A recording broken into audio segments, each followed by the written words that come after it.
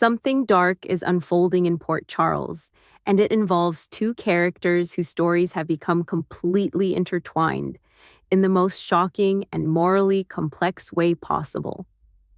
Willow Cain and Drew Cain, a woman desperate to protect everything she has built, and a man trapped not just in his own body, but in a web of secrets, betrayal, and survival. This storyline is one of General Hospital's most gripping right now, and if you haven't been keeping up, buckle in, because things are about to get very intense. Let's set the scene. Drew Cain, played with incredible emotional range by Cameron Mathison, is not where most Port Charles residents think he is in his recovery. He suffered what everyone was led to believe was a stroke. But that stroke was not natural. It was manufactured. Willow Cain, portrayed by the talented Katelyn McMullen, has been secretly administering paralytic doses to keep Drew in his current state. She faked his stroke, she has been maintaining his paralysis, and for a long time, she has managed to keep this devastating secret buried. But secrets in Port Charles never stay buried for long, and the walls are beginning to close in around Willow fast. Here is what makes this storyline so compelling. Willow is not a villain in the traditional sense. She is a woman who made a catastrophic choice and had been spiraling ever since, trying to control every moving piece before the whole thing collapses. And right now, the most dangerous moving piece is Drew himself. Because Elizabeth Baldwin, the sharp, compassionate, and increasingly suspicious Elizabeth, played by Rebecca Herbst, wants to get Drew the tools he needs to communicate. That changes everything. If Drew can communicate, he can talk. And if he can talk, Willow's entire carefully constructed lie comes crashing down around her. So Willow is racing against the clock. She needs leverage. She needs something she can hold over Drew's head to guarantee his silence. And she needs it before Elizabeth's plan succeeds. That desperation led her to sit down with Jack Brennan, played by Chris McKenna, in a meeting that was equal parts calculated negotiation and barely concealed panic. Brennan is not someone you push around. He has seen every angle of every scheme, and he does not respond well to threats. Willow knows this, so she came prepared not just with pressure, but with bribes, a mutually beneficial arrangement as she framed it.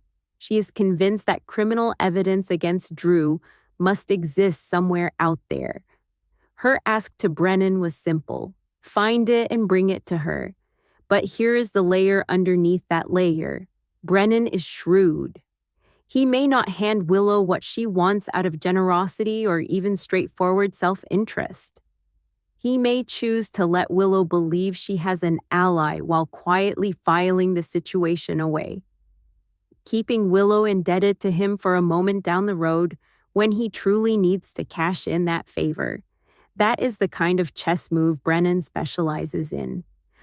Willow may think she is playing him, but the danger is very real that he is playing her right back. If Brennan does come through, if he delivers real, usable, incriminating evidence against Drew, then Willow's strategy shifts from panic to confrontation. And that confrontation is going to be one of the most emotionally charged scenes this show has produced in a long time. Because Willow knows, she genuinely knows, that Drew has every right to despise her. She shot him. She kept him paralyzed. She stole months of his life, his mobility, his freedom, and his ability to be present for his daughter Scout. The weight of that is enormous, and Willow is not oblivious to it. She understands exactly how much damage she has caused. That is why her pitch to Drew, when it comes, will not be a simple threat. It will be more nuanced and far more unsettling than that. Willow may sit across from Drew and acknowledge everything: the hate he must feel, the fury that must be building inside him, the absolute justification for wanting to make her pay for what she did.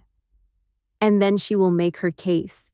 She will argue that she has already suffered her own version of payback, that the score should be considered even, and that continuing the cycle of revenge serves no one, especially not the people they both care about.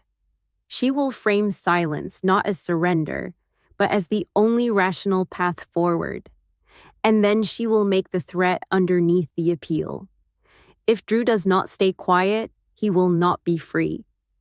He will trade one prison for another, going from being locked inside his own paralyzed body to being locked inside a cell at Pentonville. Because Drew's hands are not entirely clean either. The criminal evidence Willow is hunting for is not fictional. If it surfaces, Drew faces real legal consequences. Willow knows that, and she will make sure Drew knows that she knows it. But the most powerful card on the table is not leverage or blackmail. It is Scout. Drew's daughter, young, innocent, and already carrying the scars of her father's previous prison separation, is the emotional center of this entire standoff. Willow knows that Drew would endure almost anything before putting Scout through that kind of trauma again. The thought of his little girl watching him be taken away, of missing more of her childhood, of being absent when she needs him most. That is the argument that may ultimately silence Drew more effectively than any blackmail ever could.